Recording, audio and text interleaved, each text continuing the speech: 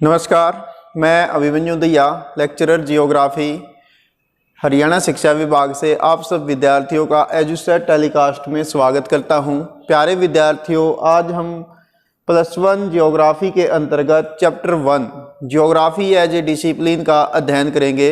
इस व्याख्यान का उद्देश्य आप सब विद्यार्थियों को भूगोल से संबंधित मूलभूत सिद्धांतों का अध्ययन कराना है। ज्योग्राफी एज ए डिसिप्लिन, भूगोल एक विषय के रूप में। सबसे पहले बात आती है कि भूगोल क्या है। तो भूगोल दो शब्दों से मिलकर बना है, भू प्लस गोल, यानी पृथ्वी गोल है, गोलाकार वृत्ताकार पृथ्वी का अध्ययन करना भूगोल कहलाता है। भूगोल के लिए अंग्रेजी भाषा में जियोग्राफी शब्द का प्रयोग किया जाता है। जियोग्राफी वास्तव में ग्रीक भाषा के जियो यानी पृथ्वी यानी अर्थ और ग्राफोज या ग्राफिया से लिया गया है, जिसका अर्थ होता है टू एक्सप्लेन यानी वर्णन करना, यानी जियोग्राफी का वर्णन करना। जियो प्लस ग्राफिया, पृथ्वी का वर्णन करना जियोग्राफी कहलाता है।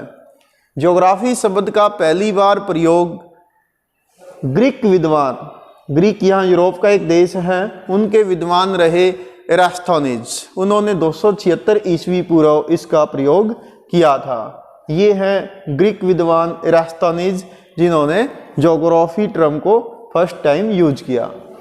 भूगोल की दो मुख्य शाखाएं होती हैं, एक होती है भौतिक भूगोल, सेकंड वन मानव भूगोल। भौतिक भूगोल यानी फिजिकल ज्योग्राफी, ज्योग्राफी की वह शाखा होती है जो भौगोलिक तथ्यों का, प्राकृतिक तथ्यों का अध्ययन करती है। इसके अंतर्गत पर्वत, पठार, मैदान, नदियाँ, महासागर, इन सब फिजिकल फैक्टर्स का अध्ययन किया जाता है। जबकि मानव भूगोल के अंतर्गत मानवीय तथ्यों का, यानी पृथ्वी पर विद्यमान जो मनुष्य की सांस्कृतिक गतिविधियाँ रही हैं, कल्चरल एक्टिविटी, इकोनॉमिक एक्टिविटीज़, इन सब का हम अध्ययन करते हैं। जैसे गांव, शहर, जनसंख्या, एग्रीकल्चर, उद्योग धंधे, ये सब ह्यूमन ज्योग्राफी के अंतर्गत अध्ययन किया जाता है। अब बात आती है कि हमें ज्योग्राफी को क्यों पढ़ना चाहिए, यानी भूगोल के उद्देश्य क्या हैं। तो भूगोल प्रादेशिक और भौतिक विविधताओं को समझने में हमारी मदद करता है। भूगोल के द्वारा हम भौतिक और सांस्कृतिक लक्षणों का अध्ययन करते हैं।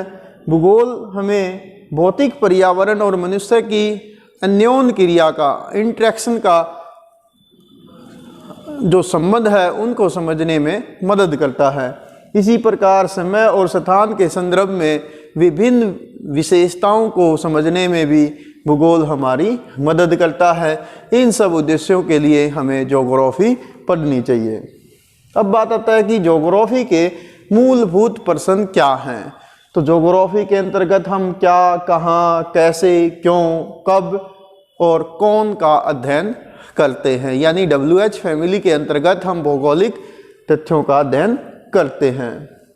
नेक्स्ट आता है कि भूगोल के अध्ययन की विधियां कौन सी हैं। तो भूगोल के अध्ययन की दो विधियां हैं। फर्स्ट वन प्रादेशिक भूगोल या सिस्टेमेटिक भूगोल या क्रमबद्ध भूगोल। सेकंड वन होता है रीजनल या प्रादेशिक भूगोल।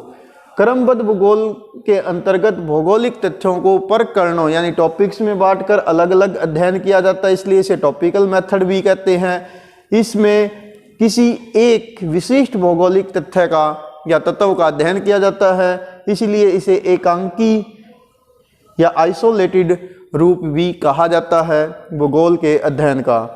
क्रमबद्ध भूगोल में अध्ययन के लिए राजनीतिक इकाइयों को आधार माना जाता है और इसके प्रतिपादक रहे हैं जर्मन भूगोलवेता अलेक्जेंडर वान हम्बोल्ट।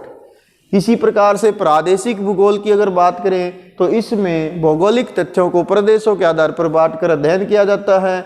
इसमें पूरे प्रदेश को एक इकाई मान लिया जाता है। इस विधि को समाकलित विधि भी माना जाता है। प्रादेशिक भूगोल में भौगोलिक इकाइयों पर जो अध्ययन है वो आधारित रहता है और प्रादेशिक भूगोल का प्रतिपादन जर्मन भूगोलवेता कार्ल रिटर ने किया था। नेक्स्ट आता है कि भूगोल की प्रकृति यानी भूगोल की नेचर कैसी है। भूगोल पृथ्वी के तल पर पाई जाने वाली यथार्थता यानी रियलिटी का अध्ययन करता है, उसका वर्णन करता है। भूगोल सभी प्राकृतिक और मानवीय विज्ञानों से सूचनाएं प्राप्त करता है और उनका विश्लेषण करता है। भूगोल एक संश्लेषणात्मक प्रकृति का विषय है। इसी प्रकार से भूगोल कार्य कारण, कॉज एंड इफेक्ट, इसके माध्यम से विभिन्न तथ्यों का अध्ययन करता है। नेक्स्ट आता है कि भूगोल एक ज्ञात्मक या परिवर्तनशील विषय कैसे है। तो भूगोल वास्तव में एक ज्ञात्मक या परिवर्तनशील विषय है, क्योंकि इसके अंतर्गत हम प्रादेशिक और सांस्कृतिक रूप से चेंज होने वाले या परिवर्तित जो तथ्य हैं उनका अध्ययन करते हैं कि किस प्रकार से समय, सभ्यता और संस्कृति के अनुसार जो चेंज आते हैं उनका अध्ययन करते हैं। तकनीकी के साथ साथ मनुष्य और पर्यावरण का संबंध कैसे बदलता है, इसका अध्ययन हम भूगोल के अंतर्गत करते हैं। जैसे मोबाइल और वायरलेस टेक्नोलॉजी के आने से किस प्रकार से दूर संचार टेक्नोलॉजी में नूतन नए जो चेंज हो रहे हैं, उन सब का अध्ययन हम ज्योग्राफी के अंतर्गत करते हैं। इसी प्रकार से जो नित्य नए परिवर्तन देश, दुनिया और प्रकृति के अंतर्गत होते हैं, उनसे कौन सी नई समस्याएं भी क्रिएट हो रही हैं, इन सब का अध्ययन भी हम ज्योग्राफी के अंतर्गत करते हैं। नेक्स्ट आता है कि क्या भूगोल एक समाकलनात्मक विषय है। जी हाँ, भूगोल एक समाकलनात्मक विषय है, क्योंकि यह आर्थिक क्रियाओं के अध्ययन के लिए अर्थशास्त्र की मदद लेता है, समय के ज्ञान हेतु इतिहास की मदद लेता है, जनसंख्या संबंधी आंकड़ों के अध्ययन के लिए जनांकीय यानी डेमोग्राफी की मदद लेता है, फसलों के वितरण और उपभोग के लिए कृषि विज्ञान की मदद ली जाती है, मानव समुदाय, सामाजिक पारिवारिक रीति रिवाज के लिए भूगोल समाज शास्त्र यानी सोशोलॉजी की मदद लेता है, और भू राजनीति, अंतर्राष्ट्रीय संबंध, राज्य व्यवस्थाओं के अध्ययन के लिए ज्योग्राफी पॉलिटिकल साइंस की मदद लेता है। तो इस प्रकार से हम कह सकते हैं कि ज्योग्राफी अन्य विषयों के साथ गहनता से जुड़ा हुआ विषय है। नेक्स्ट आता है कि भूगोल की उप शाखाएं या उप विषय कौन से हैं। भूगोल के अंतर्गत अनेक उप शाखाएं होती हैं, जिनमें से कुछ एक हम यहाँ अध्ययन करेंगे। जैसे भू आकृति विज्ञान के अंतर्गत हम भूगर्भ की जानकारी लेते हैं। जलवायु विज्ञान के अंतर्गत हम मौसम और जलवायु संबंधी तथ्यों का अध्ययन करते हैं। जल विज्ञान और समुद्र विज्ञान में हम हाइड्रोलॉजी यानी पानी से संबंधित, समुद्रों से संबंधित अध्ययन करते हैं। मृदा विज्ञान के अंतर्गत विभिन्न मृदाओं का अध्ययन किया जाता है कि कौन सी मृदा कैसे बनती है, कैसे वो उपजाऊ या अनउपजाऊ होती है। आर्थिक भूगोल के अंतर्गत हम इकोनॉमिक एक्टिविटी का अध्ययन करते हैं। सामाजिक सांस्कृतिक भूगोल के अंदर कल्चरल एक्टिविटीज़ और मनुष्य के सामाजिक जो भाईचारा और सौहार्द है उसका अध्ययन किया जाता है। जनसंख्या भूगोल के अंतर्गत हम पॉपुलेशन से रिलेटेड आंकड़ों का अध्ययन करते हैं। आर्थिक भूगोल के अंतर्गत इकोनॉमिक एक्टिविटीज़, इंडस्ट्रीज, एग्रीकल्चर, इसका अध्ययन किया जाता है। ऐतिहासिक भूगोल के अंतर्गत जो प्राचीन सभ्यताएं या रही है यानी इतिहास का अध्ययन ज्योग्राफिकल परिप्रेक्ष्य में किया जाता है। राजनीतिक भूगोल के अंतर्गत किस प्रकार से महाद्वीप, देश, राज्य, केंद्र शासित प्रदेश, इनकी सीमाएं निर्धारित होती हैं, इस प्रकार का अध्ययन हम राजनीतिक भूगोल में करते हैं। जंतु भूगोल के अंतर्गत हम एनिमल्स का अध्ययन करते हैं। पादप भूगोल के अंदर पेड़ पौधों का अध्ययन किया जाता है। पारिस्थितिक भूगोल के अंतर्गत इकोलॉजी का अध्ययन करते हैं। और पर्यावरण भूगोल के अंतर्गत हम पृथ्वी के चारों ओर के इन्वायरमेंट का अध्ययन करते हैं। इसी प्रकार से नेक्स्ट आपसे कुछ इस व्याख्यान से संबंधित सामान्य प्रश्नोत्तर हैं कि आप विद्यालय जाते समय किस प्रकार के सांस्कृतिक लक्षणों को देखते हैं, क्या वे सारे लक्षण समान हैं या असमान हैं, और उन्हें हमें भूगोल में क्यों शामिल करना चाहिए। यदि आप उसको भूगोल में शामिल करते हैं तो क्यों करोगे। तो जब आप गांव अपने घर से विद्यालय जाते होंगे तो ज़रूर आप बस्तियां, सड़कें, बाजार, खेत, नहर, मंदिर, पूजा स्थल, इस प्रकार के अनेक सांस्कृतिक लक्षण देखते होंगे यानी मानव निर्मित लक्षण देखते होंगे। ये भूगोल का अध्ययन क्षेत्र है, क्योंकि भूगोल की दो मूल शाखाएं, एक भौतिक भूगोल, दूसरी मानव भूगोल। तो मानव भूगोल के ये सारे लक्षण हैं, इनको हमें भूगोल के अंतर्गत शामिल करना चाहिए। हालांकि ये सारे लक्षण समान नहीं होते हैं, ये असमान होते हैं। शामिल इसलिए किया जाना चाहिए क्योंकि भूगोल जो है भौतिक तथ्यों के साथ साथ मानवीय तथ्यों का अध्ययन करता है। तो ये वास्तव में भूगोल के अभिन्न अंग हैं। नेक्स्ट इसी प्रकार से आता है कि आपने टेनिस की गेंद देखी होगी, क्रिकेट की बॉल देखी होगी, संतरा देखा होगा और लौकी देखी होगी। इनमें से पृथ्वी की आकृति किसकी तरह से मिलती जुलती है, और आपने उस आकृति को पृथ्वी के आकार के समरूप क्यों चुना है। तो इसमें से संतरे की आकृति पृथ्वी की आकृति के समान है। जैसे संतरा ऊपर और नीचे से थोड़ा सा चपटा होता है और गोलाकार होता है, तो हमारी पृथ्वी भी लगभग ऐसी ही है कि गोलाकार है और उत्तरी ध्रुव तथा दक्षिणी ध्रुव से थोड़ी सी चपटी प्रतीत होती है। इस प्रकार की आकृति को जियोइड या भूआब कहते हैं। नेक्स्ट आता है कि हम अपने विद्यालय में वन महोत्सव क्यों मनाते हैं और हमें पेड़ पौधे क्यों लगाने चाहिए, और ये किस प्रकार से पारिस्थितिक संतुलन को बनाए रखने में मदद करते हैं। तो हम हर वर्ष रेनी सीजन में जुलाई अगस्त के आसपास जब रेनी सीजन होता है, मानसून सीजन होता है, तो देश प्रदेश में विद्यालय स्तर पर वन महोत्सव मनाया जाता है। हम सब भी इसमें भाग लेते हैं। वन हमें ज़्यादा से ज़्यादा लगाने चाहिए पेड़ पौधे, क्योंकि पेड़ पौधे वायुमंडल से कार्बन डाइऑक्साइड को लेते हैं और ऑक्सीजन वायुमंडल में छोड़ते रहते हैं। इसके साथ साथ ये पारिस्थितिक संतुलन बनाए रखने में मदद करते हैं। वृक्षों की जड़ें जो हैं मिट्टी को पकड़ के मृदापल्टन को रोकती हैं। वाष्पोत्सर्जन से जलवाष्प वायुमंडल में जाते हैं और बारिश लाने में सहायक होते हैं। पेड़ पौधे अनेक प्रकार के जीव जंतुओं व पक्षियों के लिए आश्रय होते हैं। ये हमें अनेक प्रकार के फल फूल लकड़ियाँ आदि उपलब्ध कराते हैं। अब इस चैप्टर से संबंधित आपसे कुछ very short answer types questions साझा करते हैं।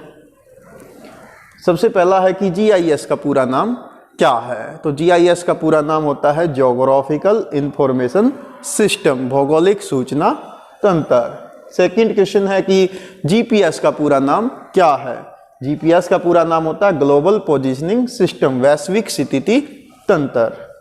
नेक्स्ट आता है कि पृथ्वी का मॉडल प्रतिरूप क्या है। पृथ्वी का मॉडल प्रतिरूप ग्लोब होता है।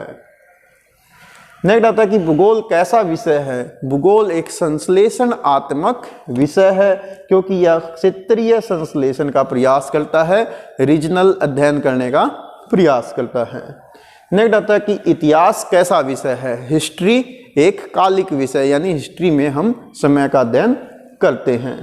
नेक्स्ट क्वेश्चन आता है कि पृथ्वी का आकार कैसा है। तो पृथ्वी का आकार संतरे की भांति उत्तरी और दक्षिणी ध्रुव से थोड़ा सा चपटा है और गोलाकार है। इस प्रकार के आकार को जियोइड या भूआब कहते हैं। नेक्स्ट क्वेश्चन आता है कि भूगोलवेता का मूल उपकरण क्या है।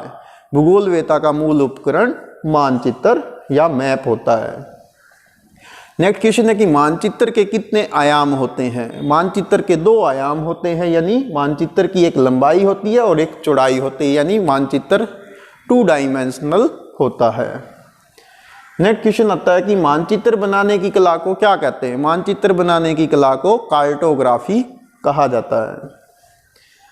नेक्स्ट क्वेश्चन है कि मानचित्र बनाने की कला का ज्ञान किस विद्वान ने दिया था। तो वो दिया था टालेमी ने। नेक्स्ट है कि भूगोल का उद्देश्य धरातल की प्रादेशिक या क्षेत्रीय भिन्नताओं का वर्णन करना है। ये परिभाषा भूगोल की किस विद्वान ने दी। तो ये दी थी रिचर्ड हार्टसॉन ने। नेक्स्ट आता है कि भूगोल धरातल पर विभिन्न भागों के कारणात्मक रूप से संबंधित तथ्यों में भिन्नता का अध्ययन करता है। भूगोल की यह परिभाषा किस विद्वान की है। तो यह है अल्फ्रेड हैटनर की।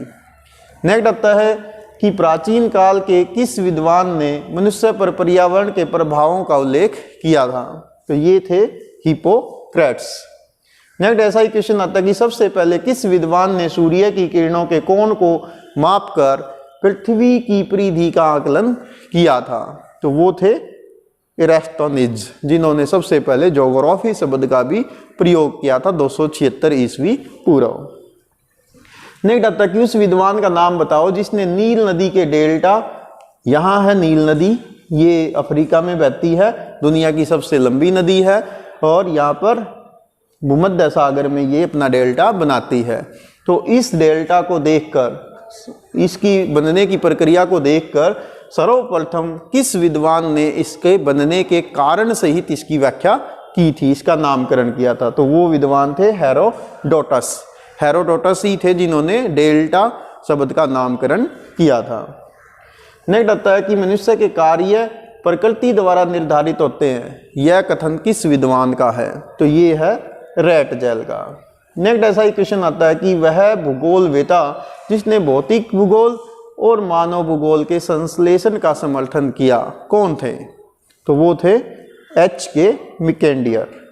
नेक्स्ट आता है कि भारतीय भूगोलवेता या वैज्ञानिक कौन रहे हैं जिन्होंने सबसे पहले पृथ्वी के आकार का वर्णन किया? तो वो विद्वान रहे हैं आर्यभट्ट और भास्कराचार्य।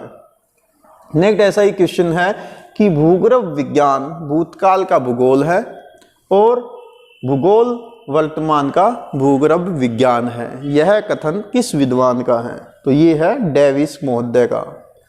नेक्स्ट ऐसा ही क्वेश्चन आता है कि भूगोल वह विज्ञान है जिसमें पृथ्वी का मानव के घर के रूप में अध्ययन किया जाता है, भूगोल की यह परिभाषा किस विद्वान की है? तो ये है डेडले स्टैम्प की। नेक्स्ट आता है कि ब्रह्मांड को समझने का सबसे पहला प्रयास या प्रयत्न किस विद्वान ने किया? तो वो किया था आर्यभट्ट ने, भारतीय विद्वान रहे हैं आर्यभट्ट। नेक्स्ट ऐसा ही है कि भूगोल का उद्देश्य पृथ्वी का मानव के संसार के रूप में वैज्ञानिक वर्णन करना, और दूसरा कथन है कि प्रकृति मंच प्रदान करती है और यह मनुष्य पर निर्भर है कि वह इस पर कार्य करे। ये दोनों कथन किस विद्वान के हैं? तो ये हैं विडाल डी ला ब्लांस के। नेक्स्ट क्वेश्चन है कि पुनर्जागरण काल कब से कब तक रहा? 13वीं शताब्दी से 17वीं शताब्दी के काल को पुनर्जागरण काल कहते हैं। नेक्स्ट आता है कि पृथ्वी पर जीव जंतुओं और उनके पर्यावरण के साथ अंतर संबंधों का अध्ययन क्या कहलाता है? वो कहलाता है पारिस्थितिकी। नेक्स्ट कुछ मल्टीपल चॉइस क्वेश्चन है इस व्याख्यान से और इस अध्याय से आपके लिए, तो आओ देखते हैं। सबसे पहला क्वेश्चन है कि निम्नलिखित में से किस विद्वान ने जियोग्राफी शब्द यानी इस टर्म का पहली बार प्रयोग किया? हेरोडोटस, गैलीलियो, एरास्टोनिज या अरस्तु? तो किसने किया था? सबसे पहले किया था एरास्टोनिज ने 276 ईस्वी पूर्व। नेक्स्ट क्वेश्चन आता है कि निम्नलिखित में से किस लक्षण को भौतिक लक्षण कहा जा सकता है? पतन, मैदान, सड़क या जल उद्यान? यानी पोर्ट, प्लेन, रोड और वाटर पार्क। तो किसको कहेंगे? प्लेन को कहेंगे, मैदान। ये नेचुरल है, बाकी के सारे मैन मेड हैं। नेक्स्ट आता है कि निम्नलिखित में से कौन सा विषय कालिक संश्लेषण करता है? समाजशास्त्र, मानव शास्त्र, इतिहास या भूगोल? तो कौन करेगा? समय का अध्ययन करेगा इतिहास। ये था आपका इस चैप्टर से संबंधित महत्वपूर्ण तथ्य। Thanks, have a nice day.